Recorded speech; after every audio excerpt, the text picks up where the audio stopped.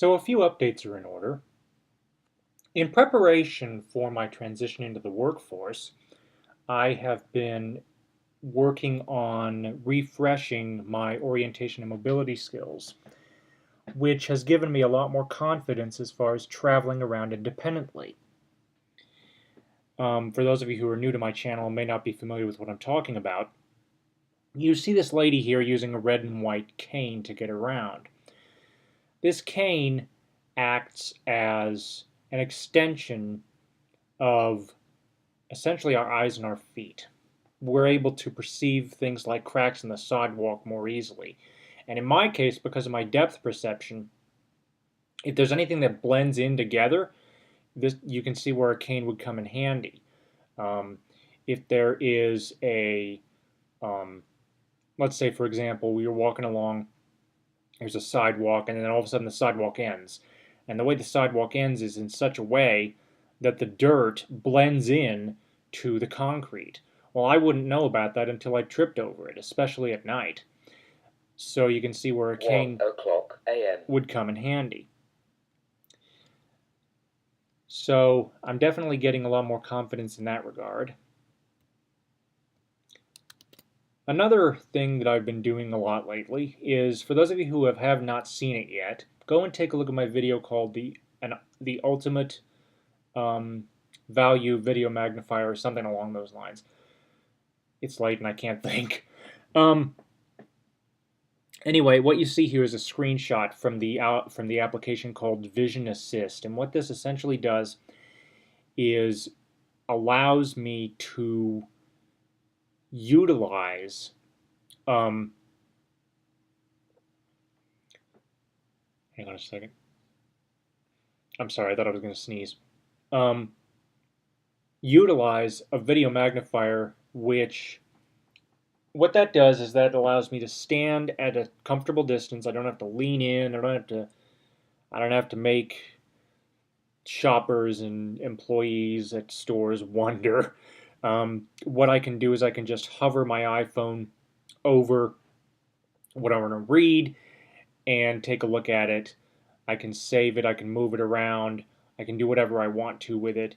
It is incredibly robust, and as you can see here, there are enhancement options. And it's just a very, very nice experience.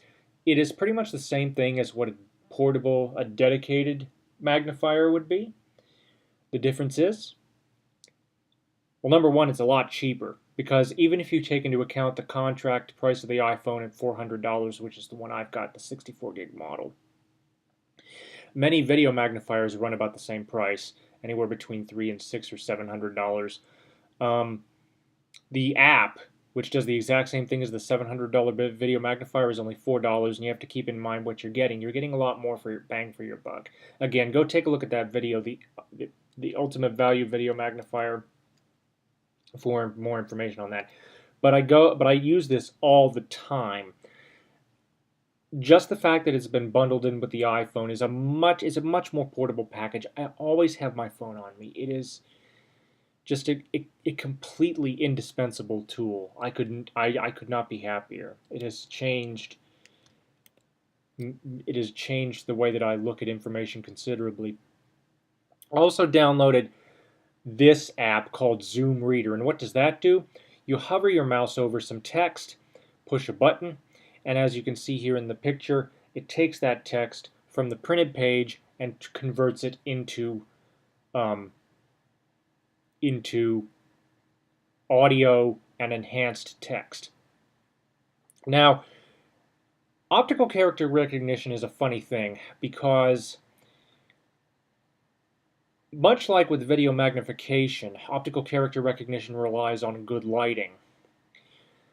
Unfortunately, even in dim lighting environments, unlike a video magnifier where a torch might be enough, you have to remember that it's not your own eyes seeing the material. What it is the computer, as it were, seeing the material and transcribing that information from an analog format, in this case the paper, into a digital format, being the electronic text, and back out into an analog medium, being speech. And unfortunately, if the light is not good enough, you can encounter a lot of mistakes. You may go on to the App Store on the iOS on the iPhone, and you will see some reviews that are not very favorable. What needs to be understood is that optical character recognition is very finicky. Unless you have the optimal conditions, you will end up with less than perfect results.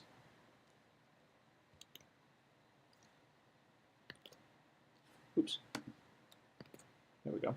Another thing that I've been doing lately is I've been using VoiceOver on the iPhone, and I've been practicing my braille.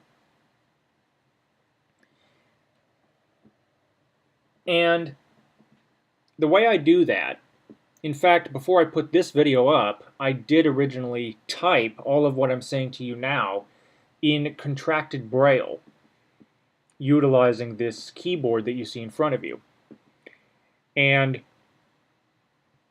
excuse me, what I do is I just go into an edit field, rotate, basically pretend like I'm turning a dial, and rotate that dial to where it says braille screen input mode, set the iPhone down on a table or a flat surface or on my lap, and begin typing. I've run into a couple of issues with this as far as being a virtual keyboard is concerned. Some of the contractions, BLE, which is dots 3, 4, 5, 6, that does not register for some reason. So if I wanted to type the word able, which would be A, then 3, 4, 5, 6, it doesn't register. Instead, it just kind of sits there and does nothing. There is absolutely no way that I can get the 4 contraction to be recognized, dots 1, 2, 3, 4, 5, 6. I just can't get that to register. Another thing that I'm having issues with is, on occasion, if I'm typing something and I make a mistake, and I try to back up, it doesn't let me. It acts like it's at the beginning of the line when it really isn't. So those are some bugs that I think need to be worked out.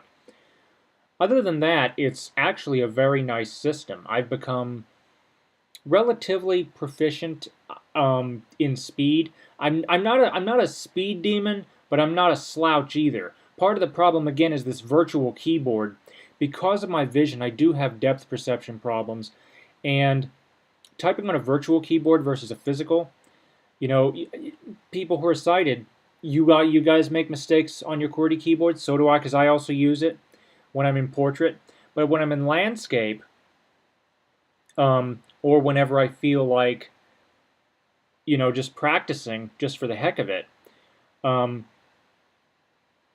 you know, I just whip out this virtual braille keyboard, and I do end up making some mistakes, and I do end up having to, like with the BLE and the FOR sign contractions, and I also believe COM, which I am pretty sure CON is a .25, CON is in Nancy is a 2.5, COM is in Mike is a 3.6.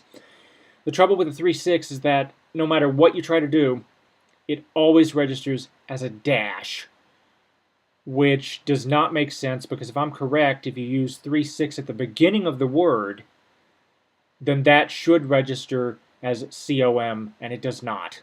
So there are some things that need to be worked out.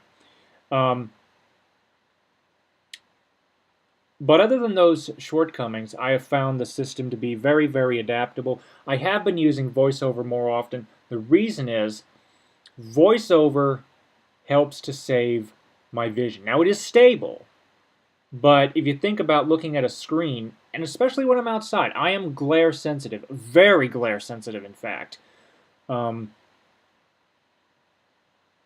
the point where if I'm outside and all of a sudden, you know, the sun decides to peek out from behind wherever, I end up having to shut my eyes. Okay, so a good pair of sunglasses has really helped this. I've started wearing them outside pretty much all the time. But when it comes to using the iPhone, these sunglasses are powerful enough to protect the glare, but they also produce a rainbow effect on the iPhone screen, which, because of my depth perception and the ability of the issue of my eyes to blend in colors, you can see where this can be a problem. So I've used VoiceOver extensively. I've also used VoiceOver whenever I want to give my eyes a rest. And through that, I've used the Braille typing. It's just been a wonderful experience. aside from those shortcomings that I do think need to be rectified. Another update is that I have decided to go with a 21.5-inch iMac. I think I'm going to go with the 8 gig, 1 terabyte Fusion drive. And the reason is because it would be a significant upgrade over what I have now, which is 4 gig of RAM with 256 gigs of flash. And I want the bigger capacity, but I want to keep the speed advantages of flash, so I'm definitely going with a Fusion drive. And along with the iMac, I will be putting a request on my birthday wish list for a full license for Zoom Text. Go see my video, Zoom Text After 30 Days, for anybody who's a new subscriber. Believe me, Zoom Text, somebody in my previous video asked, why would I want Zoom Text if the Macintosh has a built-in magnifier? Trust me, if you compare these two, especially with the way I like to do things, which is I like to have everything in a lens view so that I can have a full view and my magnified portion at the same time, because I can see that there are things on the screen. I can see that I'm in a tab, but I can't tell how many tabs are total on the screen. I can see a bunch of icons along the top, but I can't tell at first glance what they are. I'd have to use the zoom utility. I know where the clock is, but I don't know what it says. The only reason I know where the clock is because I've been using a Macintosh for 12 years. If it was my first time ever using a Mac, there you go. But believe me, Zoom Text is definitely worth it. Again, go take a look at my video, Zoom Text After 30 Days, for more information. The other thing I plan to do is Uber was just recently introduced in my area, and right now it's currently undergoing a bit of a battle. I'd rather not elaborate, but once it's back up and running officially, and I've got a friend who drives for them, and they say that it is up and running, but according to the app, it's not. So until that gets rectified, but once it does, I definitely intend to use Uber a lot. Now, paratransit is cheaper, but that cheapness comes at a cost. 30-minute time windows, the chance of being late for work. In order for me to be on time for work, I'd have to tell them I have to be there an hour early. I'd really rather not have to do that. But at the same time, I want to keep up my independence. So rather than having to worry about these taxi companies, Uber has a rep from what I understand, they would be there within 15 minutes. You pay with your iPhone, which I've already got a card on file with Apple. It's just a one-click, no-frills situation. I don't have to look outside for them to whether or not they're coming. I don't have to tell the driver, come to the door and knock, because they would send me a text message. It's just a much more convenient system for myself as far as independent travel. So I definitely plan to take advantage of that when the time comes. So those are some updates. If anybody wants to see me try to braille utilizing this on-screen braille keyboard, by all means let me know, and I'll go ahead and compose a video for that. Originally I was going to do that for this, but I slipped up, and because of the delay in capturing my iPhone screen, I just felt it wasn't worth it. It was going to be a 20-minute video, and no. But if anybody wants me to type something shorter, by all means let me know and I'll do that. But those are some updates. I just wanted to keep you abreast of what was going on. Thank you for watching. Comments are welcome, and have a nice day.